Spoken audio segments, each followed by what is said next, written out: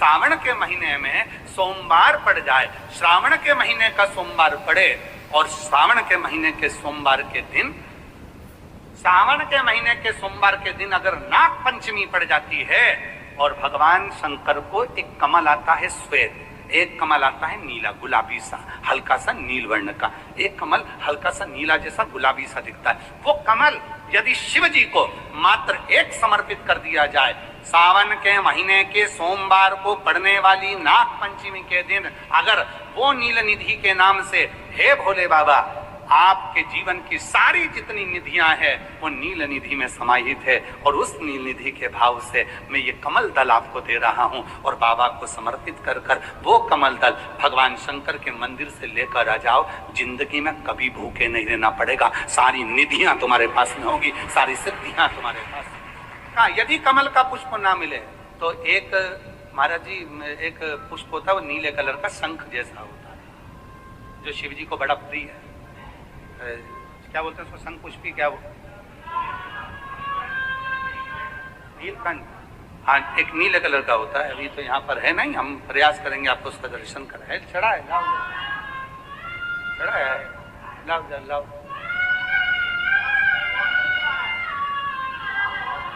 अच्छा यहाँ मिलता है, अच्छा हाँ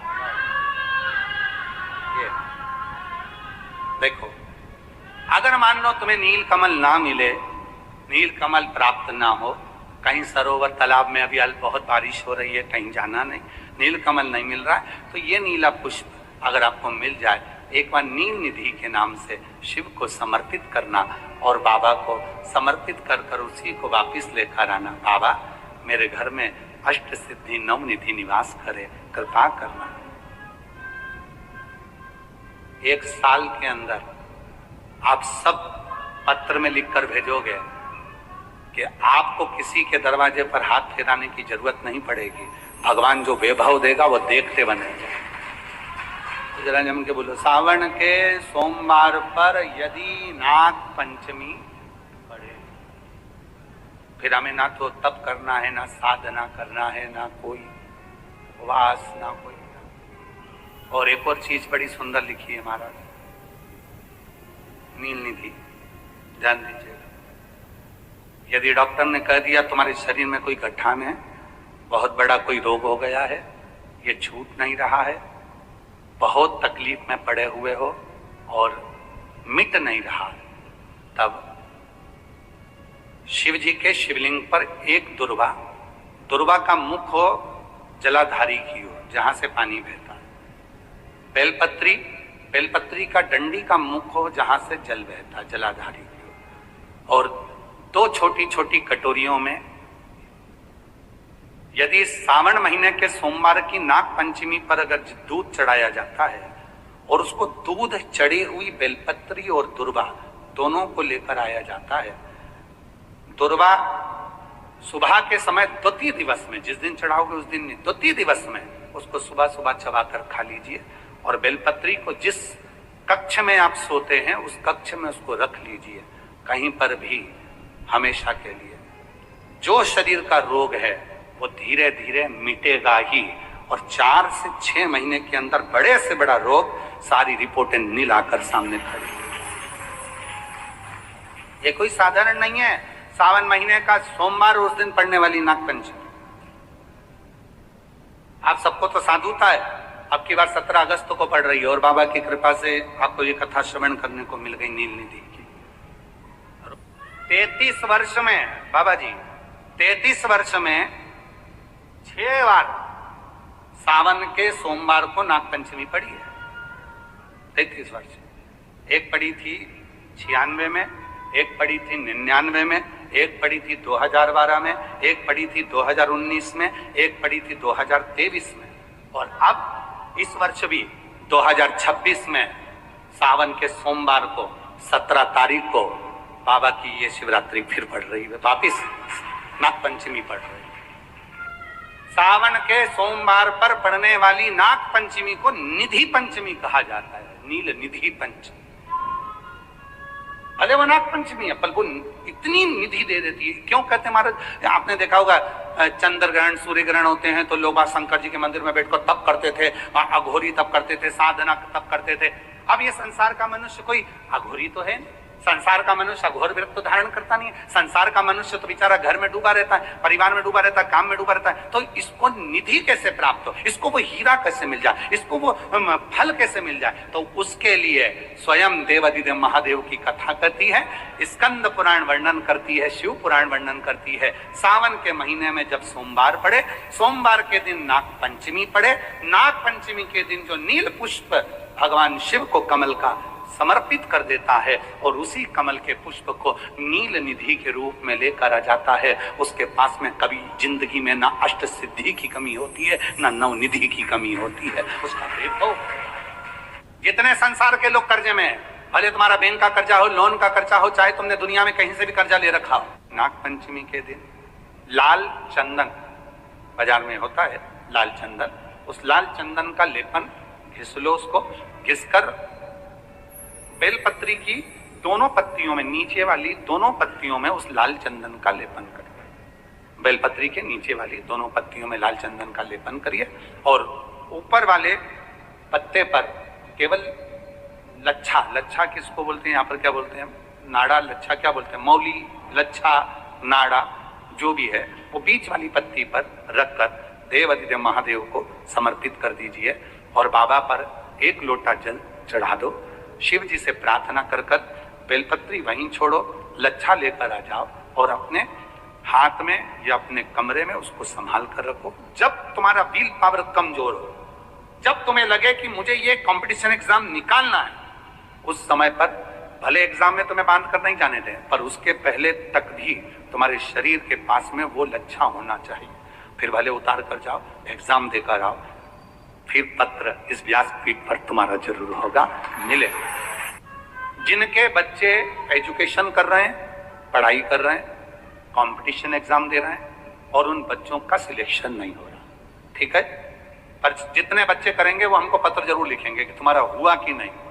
काशी से बोलकर जा रहे हैं और ये कथा केवल सियोर वाला बाबा नहीं बाँच रहा, ये कथा स्वयं विश्वनाथ बाँचने के लिए आए। जितने शब्द होंगे सारे विश्वनाथ जी के होंगे। जितने बच्चे एजुकेशन कर रहे हैं और जितने बच्चे कंपटीशन एग्जाम दे रहे हैं, रिजल्ट नहीं आ रहा, 1 नंबर से, आधे नंबर से, 1.5 नंबर से, 2 नंबर से रह जा रहे हो, तो प्रयास करो। साधारण नहीं है, सावन के महीने करने वाली शिव नाग पंचमी को नील निधि पंचमी कहते हैं। उस नील निधि का मतलब है सारी सिद्धियां एक ही निधि में प्राप्त हो जाती है। जीवन में एक बात याद रखना, यदि जिस दिन तुम्हारे मन में ये भाव आ जाए कि मेरी दशा सुधर नहीं रही है, उस दिन थोड़े से जल में जरा सा या तो गन्ने का रस हो या गुड़ हो, कुछ भी थोड़ा सा घोल कर यदि शिव को समर्पित करने के बाद शुद्ध जल यतिनाथ के नाम से चढ़ाया जाता है तो वो जल अमृत बन जाता है और कहते हैं उस घर का दुख यतिनाथ जी 20 दिन के अंदर समाप्त कर देते हैं। वो यतिनाथ के नाम में इतना बल होता है, वो साधारण नाम नहीं है यतिनाथ। यतिनाथ दुखों ने घेर लिया, बहुत दुख है, बहुत दुख। केवल हम आपको नहीं बताते कि ऐसा करने से ऐसा होगा, उसका अनुभव हम खुद भी करते हैं। जब हम सीहोर रहते हैं या कहीं पर भी रहते हैं, उसका स्मरण कर कर हम उसका साधना करना प्रारंभ कर देते हैं। जब लगता है कि दुखी हैं, भीतर से लगता है कि कोई तकलीफ है, तब यतिनाथ का नाम लेकर गुड़ का पानी घोलकर शिव जी को थोड़ा सा समर्पित कर देते हैं। पूरा दुख, पूरा कष्ट क्षण भर में समाप्त हो जाता है, चेहरे पे फिर वही प्रसन्नता आ जाती है। यतिनाथ, बस उससे मिलन की आस।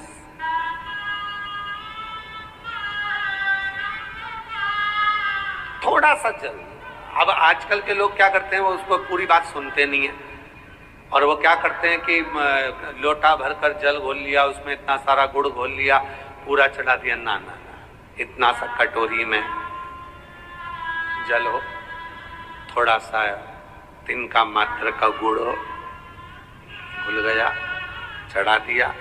साफ जल शिव जी को चढ़ाएं, तब यतिनाथ नाम का उच्चारण करें। यतिनाथ नाम का उच्चारण करोगे तो ये आपके जितने भी क्लेश हैं, जितने भी दुख हैं, जितनी भी तकलीफें हैं, वो 20 दिन के अंदर समाप्त हो जाती है। 20 दिन। और इसका शंभू प्रैक्टिकल जरूर करें, प्रैक्टिकल जरूर। बिना प्रैक्टिकल के ना रहे, प्रैक्टिकल जरूर करें। कहीं सियोर वाला बाबा झूठ बोलकर तो नहीं गया है। हमने जो शास्त्रों में पढ़ा, हमने जो शास्त्रों में सुना, उसका ध्यान, उसका स्मरण।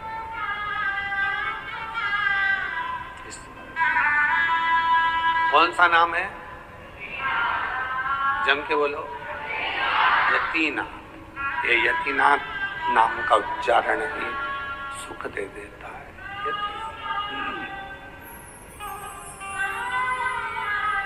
यतिनाथ नाम का स्मरण हमें आनंदता दे देता है। कि घर की वो 4 मर्यादा कौन सी है? जिस मर्यादा में नारी रहे तो उस घर में संपदा नहीं घटती। वो मर्यादा है कौन सी? जिस मर्यादा के बल पर एक जो घर बसता है, घर जो बसाया जाता है, उस घर में सुख, सौभाग्य, संपदा, सत्ता, वैभव, प्रतिष्ठा, यश, कीर्ति, आरोग्यता, ये सब वहां रहे। पहला, मां पार्वती ने माता लक्ष्मी को कहा, अतिथि देवो भव। हमारे दरवाजे पर जब कोई अतिथि आए, हमारे दरवाजे पर कोई मेहमान आए, तो हम उसका आदर करें। परिवार के लोग जो आदर कर रहे हैं वो अपनी जगह पर है, भाई आदर कर रहा है वो अपनी जगह पर है, जेठ आदर कर रहा है वो अपनी जगह पर है, देवर मान सम्मान दे रहा है वो अपनी जगह पर है। पर सबसे पहला सम्मान घर की स्त्री को अतिथि का करना चाहिए। सास के मेहमान आ गए, पहचान वाले, बहुवन मालूम पड़े अपने कमरे में बैठी हुई है। मेहमानों ने आकर पूछ लिया, क्यों बहू नहीं दिख रही? बस आ रही होगी। सास गई, रसोई घर में से पानी लाकर पिला दिया। फिर मेहमानों ने पूछा, बहू नहीं दिख रही? बस आती होगी। 2 बार सास ने गिलास भी गिरा दिया कि एक आध तो आ जाओ रही ऊपर से, पर नहीं। जब सास ने चाय रख दी और चाय रखकर सास फिर लेकर आई, तो बहुओं के मन में आया, चलो सास ने चाय बना दी है, खुशबू ऊपर आ गई है, अब चलते हैं। और बहू फिर नीचे आई। जो मौसी आई थी, काकी आई थी, बुआ आई थी, चाची आई थी, उनको प्रणाम करा और अंदर जाकर चाय जो बनी थी उसको पिया। जो दरवाजे पर आए हुए अतिथि का सम्मान नहीं करता, उसको जल नहीं पिलाता, उसका मान सम्मान नहीं देता, उसका आतिथ्य नहीं देता, उसके लिए भी एक नरक रखा गया है। मेरा बहुओं से निवेदन है, सास के रिश्तेदार आए तो आप उनका भी आदर करिए, और आपके रिश्तेदार आए तो आप उनका भी आदर करिए। जेठानी के रिश्तेदार आए तो आप उनका भी आदर करिए, और देवरानी के रिश्तेदार आए तो आप उनका भी आदर करिए। आप किसी न किसी रूप में जो अतिथि आया है वो न जेठ का है, न देवर का है, न वो सास का है, अतिथि घर का है। बड़ी बहू सोचे कि मैं घर की बड़ी, बड़े परिवार की, मेरे पास में बहुत धन दौलत, मैं काहे को गिनूं किसी मेहमान को। छोटी बहू सोचे मैं काहे को गिनूं, मंजिली सोचे मैं काहे को गिनूं, संजिली सोचे मैं काहे को गिनूं। तुम्हारे माँ बाप आए, सास अगर तुम्हारे पिता से, तुम्हारी माता से बात ना करे, देवरानी बात ना करे, जेठानी बात ना करे, तो तुम्हें कैसा लगेगा कि तुम्हारे माँ बाप आए और किसी ने सम्मान नहीं करा। उसी तरह सास के रिश्तेदार आए, तुम सम्मान नहीं करोगी तो उसको कैसा लगेगा। फिर तुम्हारे घर के आए, वो सम्मान ना करे तो तुम्हें कैसा लगेगा। आतिथ्य, घर में कोई भी आए वो सबके लिए। घर के दरवाजे पर जो तुलसी का पौधा होता है, जीवन में सबसे पहले अगर दुख आता है, तकलीफ आती है, कष्ट आता है, बीमारी आती है, रोग आता है, कोई बड़ा घटना घटने वाली होती है, कोई बड़ा कष्ट आने वाला होता है, तो लक्ष्मी जी से माता पार्वती कह रही है घर में जो तुलसी का पौधा होता है सबसे पहले घात उसी पर होती है। तुलसी का पौधा सूख जाता है, समाप्त हो जाता है, उसके डालियां मुरझा जाती हैं, नीचे लटक जाती है, मंजरी झुक जाती है, या तुलसी के कुंडे में जो मिट्टी है उसमें फफूंद पड़ जाती है। तुलसी के क्यारे में जो हम जल डालते हैं, वो जल हमने जब डाला और वो जल अगर नीचे गिर रहा है उसका भी दोष वर्णन है महाराज। तुलसी के क्यारे में अगर जल डाल रहे हैं और वो जल जमीन पर बह रहा है, गिर रहा है, उसका भी दोष है। तुलसी के क्यारे में उतना ही जल दिया जाए जितनी मिट्टी सोख ले, 2-4 8 बूंद पानी गिरे चल जाएगा। तुलसी के क्यारे में छिद्र रहता है, बूंद बूंद पानी टपक जाए वो चल जाएगा। पर तुमने तुलसी के क्यारे में जो जल भरा, लोटा भर भर के डाल दिया और ऊपर से जो जल कुंडा भरा कर उलीच में से, अर्थात भराने के बाद जो नीचे गिर रहा है वो दोषपूर्ण है महाराज। दूसरा क्रम है घर में वैभव, लक्ष्मी, संपदा, प्रतिष्ठा, यश, आरोग्य को पाने के लिए तुलसी के क्यारे की आराधना, तुलसी के कुंड को नमन करना। घर में चाहे नल लगा हो, चाहे आरओ का प्लांट लगाओ, पानी का घर में छोटा छोटा आरओ प्लांट लगा लेते। घर के अंदर रसोई घर में एक छोटा सा मटका, मटका नहीं तो हंडा, हंडा नहीं तो बाल्टी, बाल्टी नहीं तो कलसा, पानी का भरा हुआ जो नारी रखती है दूसरे दिन उस पानी को बाहर ढोल कर फिर वापस धोकर भर लेती है। मटका रोज धुलता है, हंडा रोज धुलता है। जितना जल उस पात्र में रहता है, भरता है, ऐसे ही घर में संपदा भरती है। 3 क्रम पर। चौथा, नारी के मस्तक पर जो चीर होता है, मस्तक पर जो चीर होता है, मस्तक पर जो वस्त्र होता है, वो वस्त्र पूर्वजों का, पितरों का, कुल देवी देवताओं का आशीर्वाद होता है। और सावन का महीना है, दिल से बाबा को एक बेलपत्र शिव को अपनी मनोकामना कर कर रोग धोग बीमारी तकलीफ कष्ट दूर करने के लिए शंकर के शिवलिंग पर अगर बन सके तो मंदिर में, आप लोग तो यहाँ हैं तो देवाधिदेव महादेव कंकर शंकर को चढ़ाओ, और अगर बेलपत्र नहीं हो तो बेलपत्र जो चढ़ी हुई हो उसी को धोकर वापस चढ़ाओ। और माताओं से निवेदन है, जितनी भी मेरी माताएं बैठी हैं, जितनी मेरी जीजियां बैठी हैं, जितने मेरे जीजा बैठे हैं, जितनी मेरी बेटियां बैठी हैं, जितने मेरे बुजुर्ग माँ बाप बैठे हैं, उनसे निवेदन करो, मान लो आनंदेश्वर महादेव, कपिलेश्वर महादेव दोनों का नाम लेकर थोड़ा सा जल शिव जी को चढ़ाओ, और वो जल उस बच्चे को जरूर पिलाओ जिसकी बुद्धि में जो याद करता है भूल जाता है, या पढ़ने में मन नहीं लगता, ध्यान नहीं लगता, खेलने में मन लगता है, ज्यादा ध्यान पढ़ाई में नहीं जाता, उसको आनंदेश्वर महादेव और कपिलेश्वर महादेव, ये 2 ऐसे। आनंदेश्वर महादेव, आनंद वो बालक जो जन्म लेते से ही अपनी माता को ज्ञान देते हैं, और कपिलेश्वर महादेव, कपिल मुनि, वो जो जन्म लेते से ही अपनी माता देवहूति को ज्ञान देते हैं। ये 2 विद्वत्ता के विषय। शंकर के मंदिर में 7 दुर्वा लेकर, कितनी दुर्वा?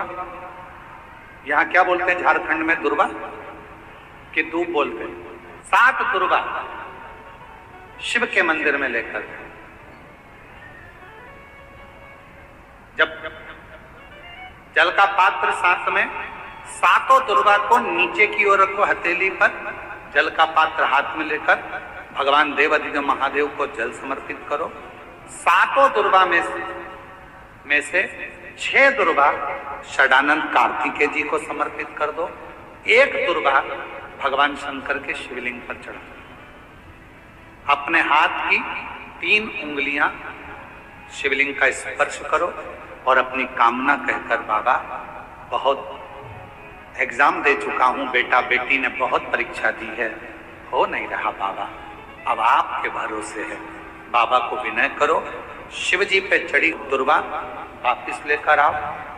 जिस बच्चा जब एग्जाम के लिए जाए, परीक्षा देने के लिए जाए, उस दिन वो दुर्वा को अपने मस्तक पर प्रणाम कर कर, नमन कर कर, षडानंद कार्तिकेय का स्मरण कर कर फिर एग्जाम के लिए पढ़ाई अच्छी करना, दिल से करना, मेहनत ज्यादा करना, और एक बार ये प्रयोग कर कर देखना, मेरा षडानंद कार्तिकेय सफलता जरूर प्रदान करे। एक है प्रत्यग्री माता और दूसरी है दंतेश्वरी माता। ये 2 माता ऐसी हैं, अगर भगवान शंकर का ये शिवलिंग है, ये जलाधारी है, माता पार्वती जी का हस्तकमल, और यहाँ सामने एक मोटी सी लाइन होती है, अशोक सुंदरी का स्थान, इधर गणेश जी, इधर कार्तिकेय जी। जब हम दक्षिण में खड़े होकर, उत्तर में मुख कर कर, यहाँ खड़े होकर जब हम शिवलिंग पर जल चढ़ाते हैं और अपने जल के पात्र को थोड़ा सा आगे बढ़ाकर हम इस स्थान पर, अशोक सुंदरी के स्थान पर, इस यहाँ खड़े होकर जल चढ़ाते समय इस स्थान पर अपने पानी के लोटे को आगे बढ़ाते हैं और जल को यहाँ गिराते हैं। प्रत्यग्री माता का नाम लेकर या मां दंतेश्वरी का नाम लेकर जब हम चढ़ाते हैं, आज दिन भर में अगर कोई ने भी हमारे ऊपर विद्या करी होती है, वो 2 मिनट के अंदर वो कटकर गिर जाती है और कोई असर नहीं पाता। 2 माता ऐसी है, 2 जगत जननी ऐसी है कि दुनिया का कोई भी व्यक्ति कितना भी टोना कर दे, चाहे दुनिया का कोई भी व्यक्ति कितनी भी विद्या कर दे, चाहे दुनिया का कोई भी तांत्रिक, कोई विद्या करने वाला तुम्हारे ऊपर कितनी भी विद्या कर दे, 2 देवी ऐसी है जो उस टोना को, उस विद्या को पलट देती है। शिव जी के सम्मुख में शंकर भगवान के शिवलिंग पर जब बेलपत्र चढ़ता है तो बेलपत्र का जो सीधा भाग होता है वो शिव जी के शिवलिंग पर होना चाहिए, उल्टा भाग ऊपर होना चाहिए। बहुत ध्यान से समझना हो। जब नंदीश्वर को बेलपत्र चढ़ाते हो, नंदी जो बाहर होता है उसको बेलपत्र चढ़ाते हो, तो नंदी को 2 जगह बेलपत्र चढ़ती है, आपको ध्यान में होगा। पहली बेलपत्र नंदी को जब चढ़ती है तो नंदी के सामने चढ़ती है, तो उसका बेलपत्री का जो डंडी का मुख है वो नंदी की ओर होता है और बेलपत्री की पत्ती का मुख शंकर जी की ओर होता है। समझ में आ रहा है सबको? डंडी का मुख, जैसे नंदी ऐसे बैठा है तो डंडी का मुख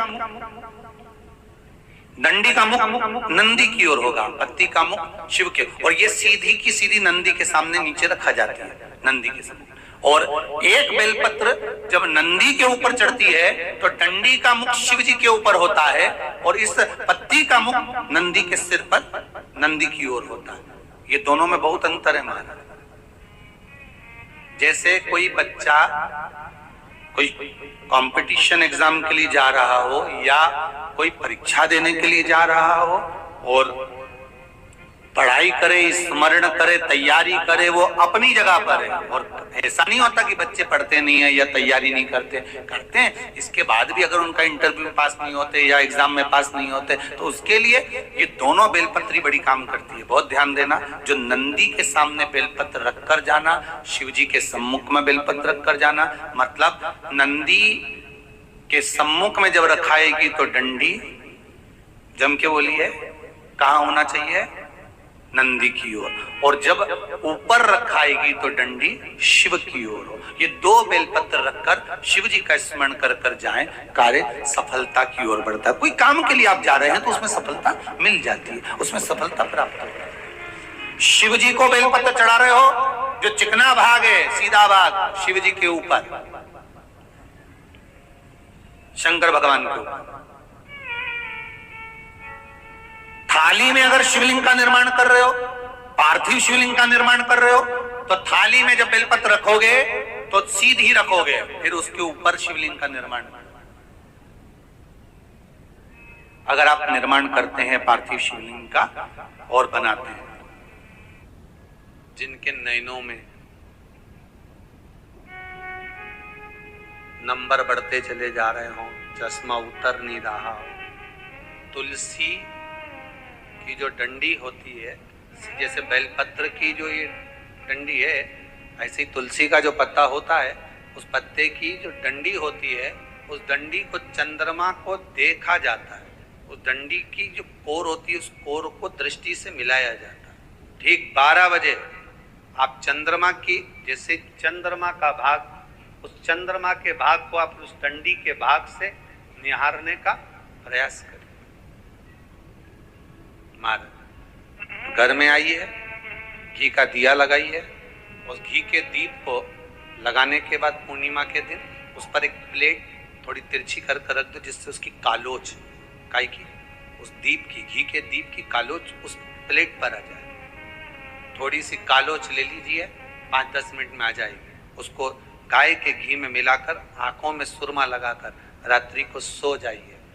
3 दिन बाद आप महसूस करेंगे कि नेत्र की ज्योति बढ़ना प्रारंभ हो रही है। कोई व्यक्ति हमारे धन को नहीं देता, हमारा पैसा उसके पास में वो नहीं देता, हम मांग मांग के थक जाते हैं, बहुत प्रयास कर लेते हैं, तब हम एक ही तो काम करते हैं, हाथ की हथेली में दही लेते हैं, नाम और गोत्र बोलकर अपना मन का भाव कहकर कि मेरा इतना लेना है, वो दे नहीं रहा। हाथ की हथेली में दही लेकर शंकर भगवान के शिवलिंग पर रखकर केवल एक बेलपत्र ही तो चढ़ाना रहती है। उसके बाद तो काका जी दौड़कर आकर कहता है कि तुम्हारा इतना रुपया मैं दे दूंगा, तू ले लेना। सोने नहीं देता मेरा देवाधिदेव महान। बेले का फल, बेलपत्री का जो फल होता है, वो फल सूख गया हो, जिसको हमारे यहाँ नवरात्रे का यज्ञ होता है या शिव जी का यज्ञ होता है या अन्य यज्ञ होते हैं, तो बेल के फल की आहुति भी दी जाती है। बेले का फल जो सूख गया, सूखा हुआ फल जलाकर उसकी भस्म तैयार करना, उस भस्म को पीपल के पत्ते पर रखकर पिपलेश्वर महादेव का नाम लेकर, कौन से महादेव? पिपलेश्वर महादेव का नाम लेकर बेलपत्री के वृक्ष के नीचे रख लेना और पिपलेश्वर महादेव का ही नाम लेकर बाबा देवाधिदेव महादेव से विनती कर कर जो रोग है और गठान कितनी है, उस गठान की जांच कराने जा रहे हैं, ये भाव वर्णन कर कर उस भस्म को लेकर आ जाए शिव मंदिर पर, उसको थोड़ी सी देर रखकर पिपलेश्वर महादेव का स्मरण कर कर उसको लेकर आइए और उस गठान वाली जगह पर उस भस्म को लगाकर फिर आप जांच के लिए जाइए। मेरा देव अधिदेव महादेव चाहेगा तो जिंदगी में कभी बड़ी बीमारी नहीं। धीरे धीरे धीरे धीरे रोग उस गठान वाली जगह पर अगर पिपलेश्वर महादेव से भस्म भी शंकर के नाम से, पिपलेश्वर महादेव के नाम से लगाई जाए तो गांठ भी धीरे धीरे गलना प्रारंभ हो जाए।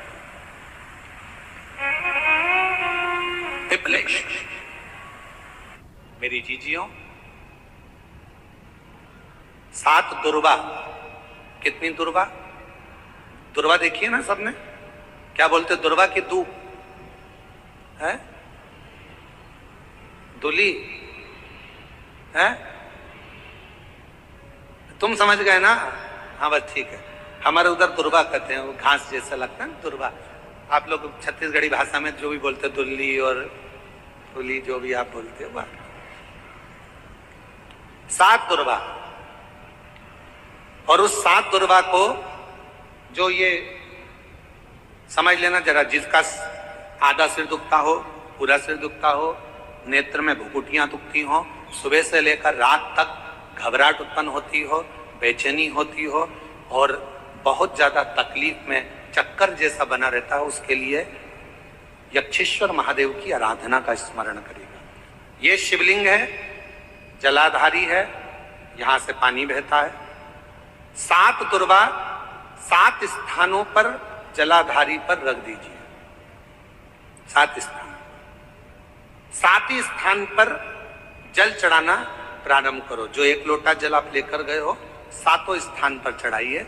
उसके बाद में बचा हुआ जल शिवलिंग पर चढ़ा दीजिए। यक्षेश्वर महादेव का नाम लेकर एक एक दुर्वा को उठाकर रख लीजिए। यक्षेश्वर महादेव का नाम लेकर वो दुर्वा वापिस लेकर आ जाओ। 7 दिन तक सुबह सुबह बिना कुछ खाए उस एक एक दुर्वा को यक्षेश्वर महादेव का नाम लेकर चबा चबा कर खाना प्रारंभ करो। 7 दिन तो जाने दो, 2 दिन के अंदर ही जिसका भी सुबह से लेकर रात तक सिर में दर्द रहता है वो धीरे धीरे धीरे धीरे बंद होना प्रारंभ हो जाएगा और शरीर में जो भी तकलीफें हैं वो रोग धीरे धीरे समाप्त हो। यक्षेश्वर महादेव, यक्षेश्वर महादेव। कौन से महादेव हैं? जम के बोलो जरा, जम के। यक्षेश्वर 7 दुर्वा शिव को समर्पित करते। एक बात आप लोगों से कहना चाहेंगे, जब भी देवाधिदेव महादेव को जल चढ़ाएं, जल चढ़ाते समय तुम्हारे भावों में जब हम शंकर भगवान को जल चढ़ाते हैं तो एक स्मरण आपके भीतर रहे। ध्यान, जैसे ये शिवलिंग है, ठीक है, ये जलाधारी है, पीठी का जिस पर ये शिवलिंग रखा हुआ है, ये जलाधारी, बीच में अशोक सुंदरी, इधर गणेश जी, इधर कार्तिकेय जी। जिसपे शिवलिंग रखा हुआ है ये माता पार्वती जी का हस्त कमल। ऊपर से जो एक एक बूंद पानी नीचे गिरता है वो शंकर भगवान की 5 बेटियां जया, विषहरा, शामली बारी, दौतली और देवी। जब शिवजी को जल चढ़ाओ, शंकर भगवान को जल चढ़ाने के लिए सबसे पहले गणेश जी वाली जगह पर जल चढ़ाओ, फिर कार्तिकेय जी वाली जगह पर जल चढ़ाओ, फिर अशोक सुंदरी की जगह पर जल चढ़ाओ, फिर पीठिका पर जल चढ़ाओ, उसके बाद में शिवलिंग पर जल चढ़ाइए। जब अपन किसी कामना के लिए अगर जल चढ़ा रहे हैं तो उसके लिए हमको ये ध्यान रखना पड़ेगा। पहले कहाँ चढ़ाना है? जहां से पानी नीचे गिरता है तो राइट में गणेश जी, लेफ्ट में जो एक भाग होता है, यहाँ पर अपन ने जल चढ़ाया गणेश जी को, यहाँ चढ़ाया कार्तिकेय को, बीच में एक मोटी सी लाइन होती है जहाँ सुख सुंदरी विराजमान होती है, वहां जल चढ़ाकर और फिर जल को चारों तरफ घुमाने के बाद फिर शिव जी को समर्पित करो। एक बात और याद रखिए, जिन बेटे बेटियों की शादी नहीं हो रही, 30 साल, 32 साल, 35 साल, 40 साल, 28 साल, 27 साल हो गए, उनसे निवेदन है कि जब भी आप देवाधिदेव महादेव को जल समर्पित करें, जल चढ़ाने के बाद शुरुआत भी अशोक सुंदरी से करें और चढ़ाने के बाद में समापन भी शिवलिंग पे चढ़ाने के बाद अशोक सुंदरी पर करें। जब हम कम से कम 3 महीना लगातार अशोक सुंदरी से जल चढ़ाकर, शिवलिंग पे जल चढ़ाकर अशोक सुंदरी पर उस जल की धार का विराम करते हैं तो ये निश्चित है कि बाबा देवाधिदेव महादेव की कृपा से 3 महीने के अंदर विवाह पक्का हो ही जाता है। निश्चित था। शिव को जल चढ़ाकर हम भगवान देवाधिदेव महादेव की आराधना कर सकते हैं। एक सुंदर पत्र आया, देख, पार्थिव बनाने के 3 क्रम है। पार्थिव बनाने के 3 क्रम है। पार्थिव शिवलिंग का जो निर्माण करा जाता है उसके 3 क्रम है। रोग की मुक्ति के लिए अगर पार्थिव बनाया जाता है तो उस मिट्टी में थोड़ा सा जल और थोड़ी सी दुर्वा का पानी उस मिट्टी के अंदर डाला जाए। अगर कोई बीमारी है वो बीमारी नहीं जा रही, पार्थिव के 3 क्रम बने। अगर कोई बीमारी नहीं जा रही है तो आप पार्थिव शिवलिंग अगर बनाते हो, मिट्टी का शिवलिंग बनाकर पूजन करते हो तो उसमें जल मिट्टी में और दुर्वा, दुर्वा बोलते हो कि धूप बोलते हो, जो गणेश जी को चढ़ती है दुर्वा, उसको पानी में डालकर उस पानी को मिट्टी में मिलाकर फिर पार्थिव बनाया जाता है रोग की मुक्ति के लिए। दूसरा, जिसको संतान नहीं है, पुत्र की प्राप्ति नहीं है, संतान की प्राप्ति नहीं है, गोदी में औलाद नहीं है, कोई छोरा छोरी नहीं है, कोई बेटा बेटी नहीं है, संतान नहीं है, सालों हो गए, पार्थिव रोज बनाती है, तो उस मिट्टी में अगर थोड़ा सा आधी चम्मच 1 चम्मच गाय का दूध मिलाकर फिर पार्थिव लिंग का निर्माण करे पानी के साथ मिलाकर, तो उसके घर में दूध पार्थिव में डलने से पूत जरूर आता है, निश्चित पूत की प्राप्ति। पार्थिव में मिट्टी के अंदर अगर आधी चम्मच भी गाय का दूध डाला, पानी डाला और पार्थिव शिवलिंग का निर्माण करा,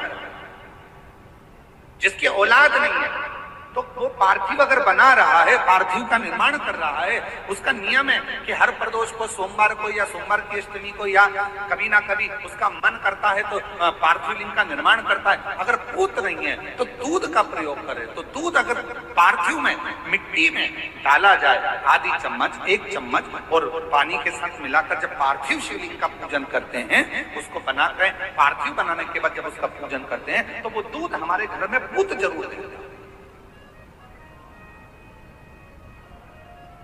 पहले नंबर पर है दुर्वा का जल, रोग निवारण के लिए हो जाता है। पार्थिव में दूसरा वर्णन आया है दूध का डाल, वो संतान है। तीसरे नंबर पर पार्थिव अगर निर्माण कर रहे हो, कोई लक्ष्य है, मेरा यह काम है वो पूरा नहीं हो रहा, बहुत दिन से अटक रहा, बाबा पूरा करना है, तो पार्थिव में चंदन घिसके, चंदन को घिसकर उसका थोड़ा सा भाग पानी मिट्टी में डालकर फिर पार्थिव का निर्माण करा जाता है, पूजन करी जाती है। तो जो तुम्हारा लक्ष्य है उस लक्ष्य तक बाबा तुम्हें पहुंचा कर ही रहेंगे। पार्थिव निर्माण के कुछ क्रम है।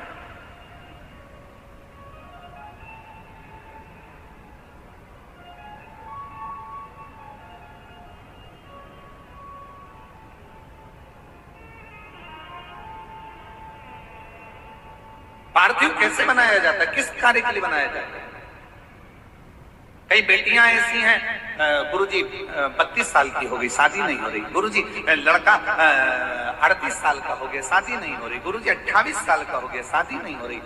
तो भाई पार्थिव बना रहे हो ना, उसमें थोड़ा सा गाय का घी उस मिट्टी में थोड़ा सा 2 बूंद भी डालोगे तो बहुत है, और पानी से मसकर फिर उसका निर्माण कर फिर पार्थिव की पूजन करिए। कैसे विवाह नहीं होगा? बोले बाबा शादी करा के ही मानेगा। पार्थिव बनाने का नियम है, ऐसा नहीं है कि केवल पानी में मिट्टी को घोल लिया और पार्थिव लिंग का निर्माण कर लिया। हम 1.25 लाख बना रहे हैं, हम 2 लाख बना रहे हैं, हम 5 लाख बना रहे हैं, हम 1 करोड़ बना रहे हैं, हम 20 करोड़ बना रहे हैं। बनाओ, मना नहीं है, पर पार्थिव बनाने के भी अलग अलग नियम है। कौन सी चीज के लिए, किस चीज के लिए पार्थिव बना, किस चीज के लिए? देखिए, अगर प्रदोष का व्रत नहीं कर सकते, प्रदोष के दिन आप व्रत नहीं कर सकते, मान लो आपसे भूखा नहीं रहा जाए, प्रदोष का व्रत नहीं कर सकते, प्रदोष के दिन आप भूखे नहीं रह सकते, मंदिर भी नहीं जा सकते, दिया भी नहीं लगा सकते, तो शिव महापुराण की कथा कहती है कि प्रदोष के दिन, प्रदोष काल में अपने ही दरवाजे के पास देवाधिदेव महादेव का स्मरण कर लक्ष्मी की वृद्धि के लिए, कार्य सिद्धि के लिए, संपदा को प्राप्त करने के लिए आप अपने ही दरवाजे के पास में एक दीप लगा सकते हो। कौन से दिन? प्रदोष के। एक बात और अच्छे से समझ लीजिए, जो बच्चे चिड़चिड़े होते हैं, चाहे घर में बेटे हों, बहुएं हों, सास हो, ससुर हो, परिवार में छोटे छोटे बच्चे हों, चिड़चिड़ प्रवृत्ति करते हों या चिड़चिड़ा स्वभाव हो, जरा जरा सी बात में क्रोध आ जाता हो, बोलने का भान नहीं रह पाता हो, शब्दों के बाण चलते हो, तो महाराज प्रदोष के दिन, प्रदोष काल में बेलपत्री के पेड़ के नीचे एक जो पत्ता आपके पास में हो, पान का मिल जाए तो पान का, पीपल का मिल जाए तो पीपल का, बेलपत्र का मिल जाए तो बेलपत्र का, उस पत्ते पर मात्र थोड़ा सा शहद और 7 दाने चावल के रखकर घी का दिया लगा दो महाराज, और थोड़ा सा जल हाथ की अंजलि में लेकर भगवान देवाधिदेव महादेव का स्मरण कर कर कि इस बेलपत्री के वृक्ष के नीचे माता लक्ष्मी, पार्वती, सरस्वती विराजमान है। इसी बेलपत्री के पेड़ के नीचे मेरे देवाधिदेव महादेव का 12 ज्योतिर्लिंग का स्वरूप प्रकट है।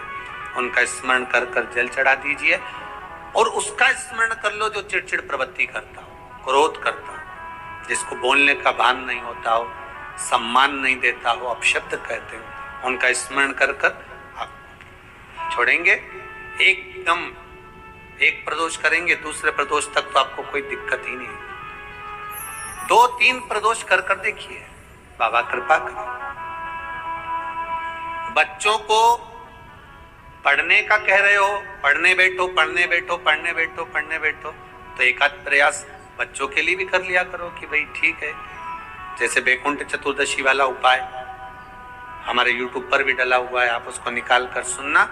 बैकुंठ चतुर्दशी के दिन प्रयास करना, बच्चे लोग विद्या में प्रबल होंगे।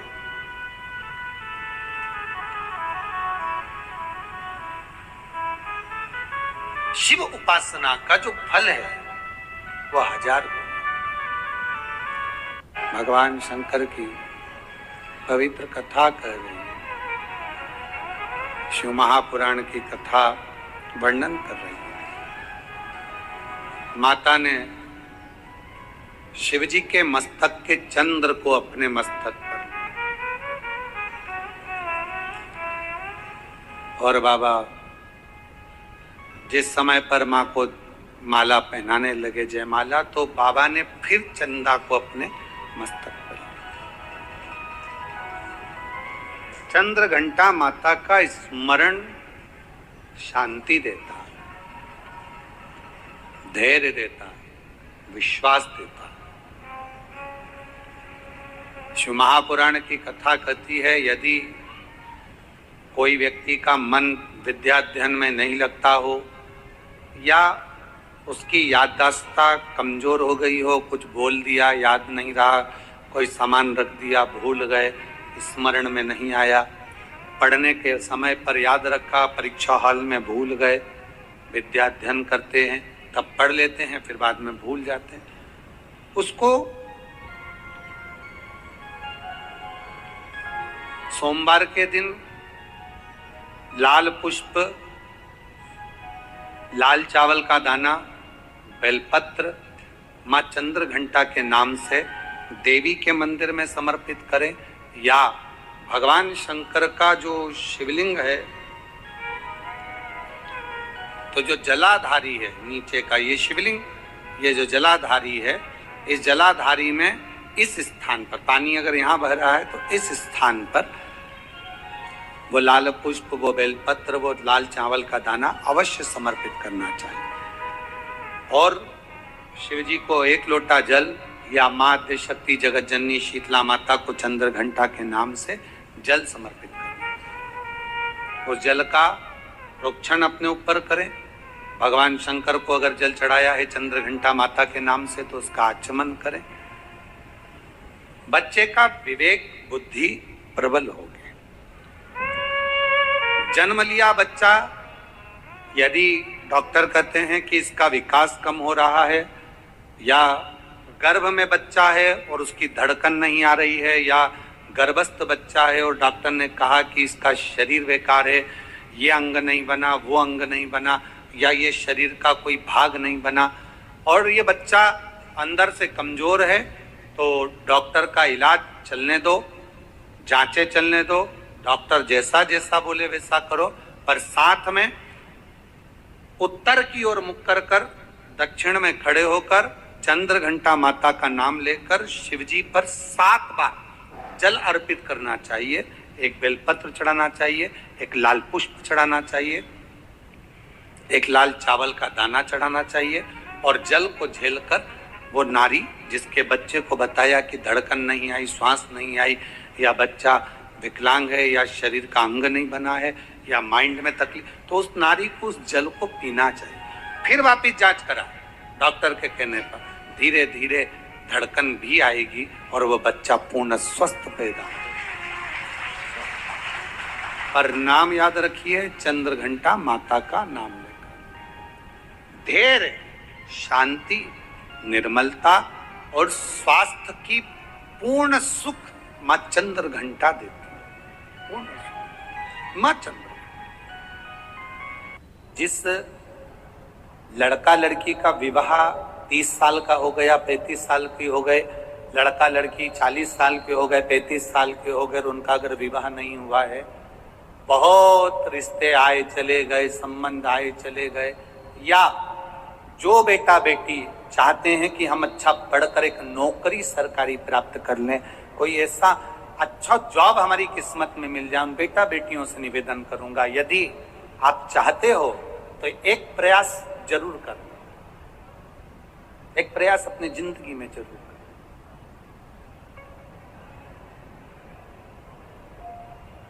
शिवलिंग समझ लेना जरा अच्छे से। शिवलिंग जलाधारी गणेश, कार्तिकेय, अशोक सुंदरी, और ये शिवलिंग, और ऊपर भगवान शिव की 5 बेटियां, जया, विषहरा, शामलीवारी, दौतली, देव। 3 प्रदोष या 3 शिवरात्रि। कितनी प्रदोष? 3 या 3 शिवरात्रि। मेरा बेटा बेटियों से निवेदन है, जो अच्छी पढ़ाई कर रहे हैं, मेहनत करो, अच्छा पढ़ो, और मेहनत के साथ में जब कंपटीशन एग्जाम में बैठने का समय आए, 3 स्थान जहां पर आपको, प्रथम अशोक सुंदरी,